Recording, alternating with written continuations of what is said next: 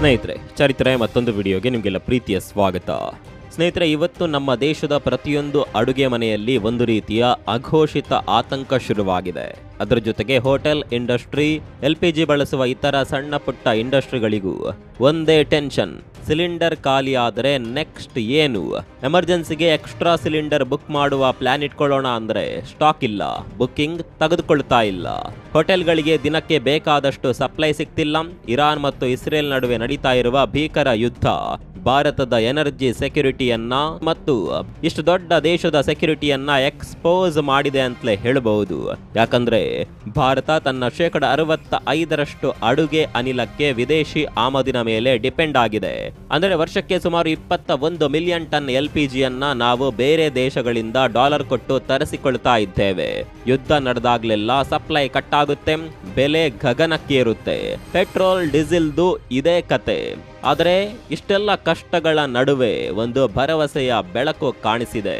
ನಮ್ಮ ದೇಶದ ವಿಜ್ಞಾನಿಗಳು ಒಂದು ಅದ್ಭುತವಾದ ಕೆಲಸ ಮಾಡಿದ್ದಾರೆ. ಗಲ್ಫ್ ರಾಷ್ಟ್ರಗಳ ಮೇಲಿನ ನಮ್ಮ ಈ ಪೆಟ್ರೋಲಿಯಂ ಅವಲಂಬನೆಗೆ ಫುಲ್ ಸ್ಟಾಪ್ ಇಡಬಲ್ಲ ಒಂದು ಪವರ್ಫುಲ್ ಐಡಿಯಾ ಈಗ ರೆಡಿಯಾಗಿದೆ. ಅದೇ DME ತಂತ್ರಜ್ಞಾನ. ಏನಿದು DME? ಇದು ನಮ್ಮ ಅಡುಗೆ ಮನೆಗಳ ಗೇಮ್ ಚೇಂಜರ್ ಆಗುತ್ತೆ. LPGಗಿಂತ ಕಡಿಮೆ ಬೆಲೆಗೆ ಪರ್ಯಾಯ ಗ್ಯಾಸ್ ಸಿಗುತ್ತಾ? ಎಲ್ಲವನ್ನ ಇವತ್ತಿನ ಈ ವಿಡಿಯೋದಲ್ಲಿ ಡೀಟೇಲ್ ಆಗಿ ಹೇಳ್ತೀವಿ ನೋಡಿ.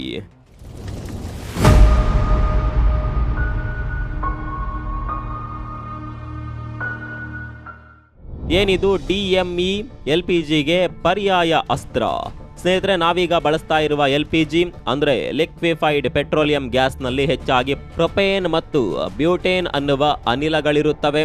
ಇವು ಭೂಮಿಯ ಅಡಿಯಲ್ಲಿ ಪೆಟ್ರೋಲಿಯಂ ಸಿಗುವಾಗ ಅದರ ಉಪ ಉತ್ಪನ್ನವಾಗಿ ದೊರೆಯುತ್ತವೆ. ಪೆಟ್ರೋಲಿಯಂ ಹೆಚ್ಚಾಗಿರೋದು ಮಿಡ್ಲ್ ಈಸ್ಟ್, ಅಮೆರಿಕ, ರಷ್ಯಾದಲ್ಲಿ ಅನ್ನೋದು ನಿಮ್ಗೆ ಗೊತ್ತು. ನಮ್ಮ ಹತ್ರ ಇಲ್ಲ.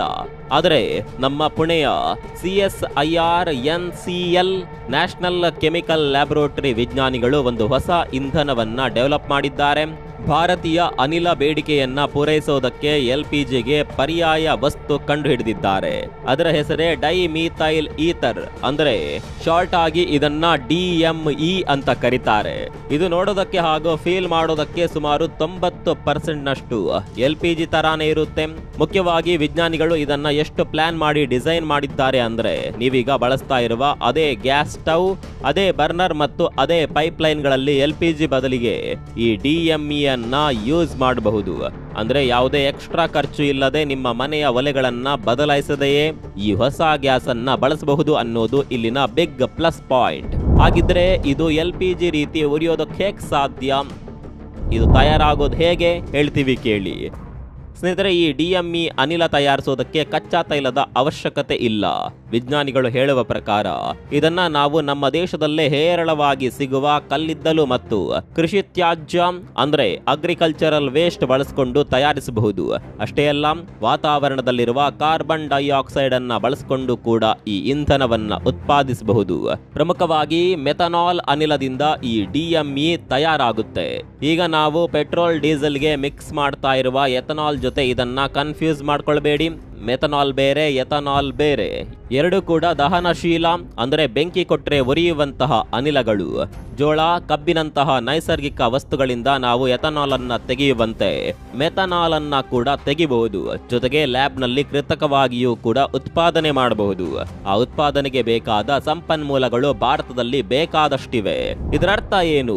ಅರಬ್ ದೇಶಗಳಲ್ಲಿ ಏನಾದರೂ ಬಿಕ್ಕಟ್ಟು ಉಂಟಾದ್ರೂ ನಮ್ಮ ದೇಶದ ಅಡುಗೆ ಮನೆಗಳಿಗೆ ತೊಂದರೆ ಆಗದೆ ಇರುವ ತರ ನಾವು ಸ್ವಾವಲಂಬಿ ಆಗಬಹುದು. ನಮ್ಮ ಗ್ಯಾಸ್ ಅನ್ನ ನಾವೇ ಮ್ಯಾನುಫ್ಯಾಕ್ಚರ್ ಮಾಡಿಕೊಳ್ಳುವ ಶಕ್ತಿಯನ್ನ ಈ ಟೆಕ್ನಾಲಜಿ ಕೊಡುತ್ತೆ. ಹಾಗಂತ ಈ DME ಅನ್ನೋದು ಸುಮ್ಮನೆ ಕೆಮಿಕಲ್ ಮಿಕ್ಸ್ ಮಾಡಿ ತಯಾರಿಸುವ ವಸ್ತುವಲ್ಲ. T ರಾಜಾ ಅವರ ನೇತೃತ್ವದ ವಿಜ್ಞಾನಿಗಳ ತಂಡ ಸುಮಾರು ವರ್ಷಗಳ ಕಾಲ ರಿಸರ್ಚ್ ಮಾಡಿ ಒಂದು ಪೇಟೆಂಟ್ ಪಡೆದಿರುವ ವಿಶಿಷ್ಟ ತಂತ್ರಜ್ಞಾನ ಇದು. ಈ ಪ್ರಕ್ರಿಯೆಯಲ್ಲಿ ಮುಖ್ಯವಾಗಿ 2 ಹಂತಗಳಿವೆ. ಮೊದಲನೇದಾಗಿ ಇವರು ಒಂದು ಸ್ಪೆಷಲ್ ಕ್ಯಾಟಲಿಸ್ಟ್ ಅಂದ್ರೆ ಕೆಮಿಕಲ್ ರಿಯಾಕ್ಷನ್ಗೆ ವೇಗ ಕೊಡುವಂತಹ ಒಂದು ಪ್ರೇರಕ ವಸ್ತುವನ್ನ ರೆಡಿ ಮಾಡಿದ್ದಾರೆ. ಇದು ಮೆಥನಾಲ್ ಅನ್ನ ಅತಿ ವೇಗವಾಗಿ ಮತ್ತು ಅತ್ಯಂತ ಕಡಿಮೆ ಖರ್ಚಿನಲ್ಲಿ DME ಆಗಿ ಕನ್ವರ್ಟ್ ಮಾಡುತ್ತೆ. ಎರಡನೇದಾಗಿ ಇಂಜಿನಿಯರಿಂಗ್ ಡಿಸೈನ್. ವಿಜ್ಞಾನಿಗಳು ಈ ಗ್ಯಾಸ್ ಅನ್ನ 10 ಬಾರ್ನಷ್ಟು ಒತ್ತಡದಲ್ಲಿ ಲಿಕ್ವಿಡ್ ರೂಪದಲ್ಲಿ ಸ್ಟೋರ್ ಮಾಡುವ ತರಹ ಡಿಸೈನ್ ಮಾಡಿದ್ದಾರೆ. ಈ 10 ಬಾರ್ ಪ್ರೆಷರ್ ಯಾಕೆ ಇಂಪಾರ್ಟೆಂಟ್ ಅಂದ್ರೆ, ಅಷ್ಟು ಒತ್ತಡದಲ್ಲಿ ಇಡುವಂತೆ ಇದು ಸಿದ್ಧವಾದ್ರೆ ನಾವೀಗ ಬಳಸ್ತಿರುವ ಸಿಲಿಂಡರ್ಗಳಲ್ಲೇ ಇದನ್ನ ತುಂಬಿಸಿ ಸುಲಭವಾಗಿ ಮನೆಗೆ ತಲುಪಿಸಲು ಸಾಧ್ಯವಾಗುವುದು. ಈಗಾಗಲೇ ಪುಣೆಯ ಬಳಿ ಇರುವ ಪಿರಂಗೊಟ್ ಪ್ರದೇಶದಲ್ಲಿ ದಿನಕ್ಕೆ 250 kg DME ಉತ್ಪಾದನೆ ಮಾಡುವ ಸೆಮಿ ಪೈಲಟ್ ಪ್ಲಾಂಟ್ ಸಕ್ಸಸ್ಫುಲ್ ಆಗಿ ಕೆಲಸ ಮಾಡ್ತಾ ಇದೆ. ಹಾಗಿದ್ರೆ ಈಗ ನಿಮ್ಮೆಲ್ಲರ ತಲೆಯಲ್ಲಿ ಬರುವ ಪ್ರಮುಖ ಪ್ರಶ್ನೆ, ಸರಿ ಸರ್, ಇವೆಲ್ಲ ವಿಜ್ಞಾನದ ವಿಚಾರ, LPG ತರಾನೇ ಉರಿಯುವ ಇನ್ನೊಂದು ಇಂಧನ ನಮ್ಗೆ ಸಿಗುತ್ತೆ, ಓಕೆ, ಆದರೆ ನಮಗೆ ಗ್ಯಾಸ್ ಸಿಲಿಂಡರ್ ಬೆಲೆ ಕಮ್ಮಿ ಆಗುತ್ತಾ? ನೋಡಿ ಸ್ನೇಹಿತರೆ, ಸದ್ಯಕ್ಕೆ LPG ಬೆಲೆ ಇಂಟರ್ನ್ಯಾಷನಲ್ ಮಾರ್ಕೆಟ್ನಲ್ಲಿ ಕಚ್ಚಾ ತೈಲದ ಬೆಲೆ ಏರಿಕೆ ಇಳಿಕೆ ಮೇಲೆ ಡಿಸೈಡ್ ಆಗುತ್ತೆ. ಆದರೆ DME ಅನ್ನ ನಾವು ಲೋಕಲ್ ಆಗಿ ಭಾರತದ ಮಣ್ಣಿನಲ್ಲೇ ತಯಾರಿಸೋದ್ರಿಂದ ಇದರ ಬೆಲೆ ನಮ್ಮ ಕಂಟ್ರೋಲ್ ನಲ್ಲಿ ಇರುತ್ತೆ. ಸೊ ಸಿಲಿಂಡರ್ ಬೆಲೆ ಖಂಡಿತ ಕಡಿಮೆ ಆಗಬಹುದು. ಲೆಕ್ಕಾಚಾರಗಳ ಪ್ರಕಾರ ಭಾರತದ ಕೇವಲ 8% DME ಅನ್ನ LPG ಜೊತೆ ಮಿಕ್ಸ್ ಮಾಡಿ ಸಪ್ಲೈ ಮಾಡಿದ್ರು ಕೂಡ ವರ್ಷಕ್ಕೆ ನಮ್ಮ ದೇಶಕ್ಕೆ ಸುಮಾರು 9,500 ಕೋಟಿ ರೂಪಾಯಿ ವಿದೇಶಿ ವಿನಿಮಯ ಉಳಿತಾಯ ಆಗುತ್ತೆ.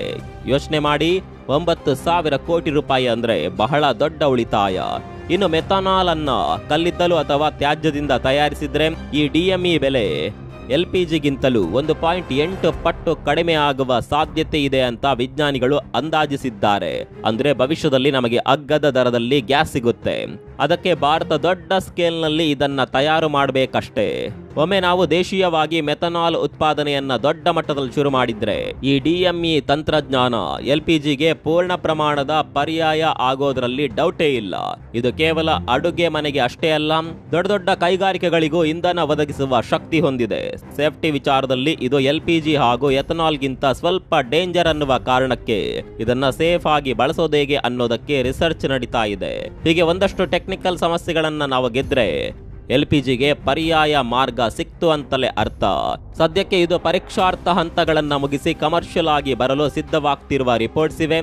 ಸೊ ಕೊನೆಯದಾಗಿ ಪುಣೆಯ CSIR NCL ವಿಜ್ಞಾನಿಗಳು ಕೊಟ್ಟಿರುವ ಈ DME ತಂತ್ರಜ್ಞಾನ ಭಾರತವನ್ನ ಇಂಧನ ಕ್ಷೇತ್ರದಲ್ಲಿ ಮಾಸ್ಟರ್ ಮಾಡುವ ಚಾನ್ಸಸ್ ತುಂಬಾನೇ ಇದೆ. ಸೌದಿ ಅರೇಬಿಯಾ, ರಷ್ಯಾ ಅಥವಾ ಇರಾನ್ ಮೇಲೆ ಕೈ ಚಾಚುವ ಬದಲು ಕಸದಿಂದಲೇ ರಸ ತೆಗೆದು ಇಂಧನ ರೆಡಿ ಮಾಡ್ಕೊಳ್ಬಹುದು. ಈ ಐಡಿಯಾ ಹಾಗೂ ಟೆಕ್ನಾಲಜಿ ಬಗ್ಗೆ ನಿಮ್ಗೆ ಏನನ್ಸುತ್ತೆ? ನಿಮ್ಮ ಅನಿಸಿಕೆಯನ್ನ ಕಾಮೆಂಟ್ ಬಾಕ್ಸ್ ನಲ್ಲಿ ತಿಳಿಸಿ. ವಿಡಿಯೋ ಇಷ್ಟ ಆಗಿದ್ರೆ ಲೈಕ್ ಮಾಡಿ ಮತ್ತು ಶೇರ್ ಮಾಡಿ. ಇಂಥದ್ದೇ ಇಂಟ್ರೆಸ್ಟಿಂಗ್ ಮತ್ತು ಇನ್ಫಾರ್ಮೇಟಿವ್ ವಿಷಯಗಳಿಗಾಗಿ ಚರಿತ್ರೆಯನ್ನ ಫಾಲೋ ಮಾಡಿ. ಮುಂದಿನ ವಿಡಿಯೋದಲ್ಲಿ ಸಿಗೋಣ. ಅಲ್ಲಿವರೆಗೂ ನಮಸ್ಕಾರ.